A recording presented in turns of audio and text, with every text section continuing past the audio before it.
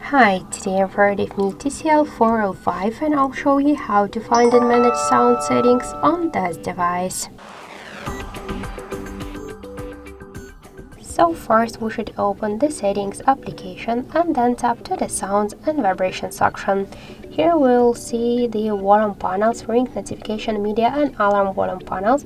Just to change the volumes, we should just slide to the left or to the right side each of the dots on each of the volume panels.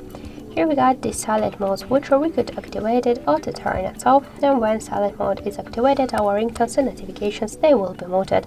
When we'll turn it off, ringtones and notifications they will ring. Here we could switch phone ringtone and vibration, notification and alarm ringtones. To activate the turn off the don't disturb mode, and in more sound settings we could activate the turn off the dial buttons, screen lock and lock sounds, touch sounds and vibration and touch with each of these switchers. Also we could switch here the haptics and vibration durations just by slide to the left or to the right side this dot on this panel, and also we could use the wireless emergency alerts. So that's it, that's all of the sound settings on our TCL phone. Thank you for watching, and if you like this video, leave thumbs up and subscribe.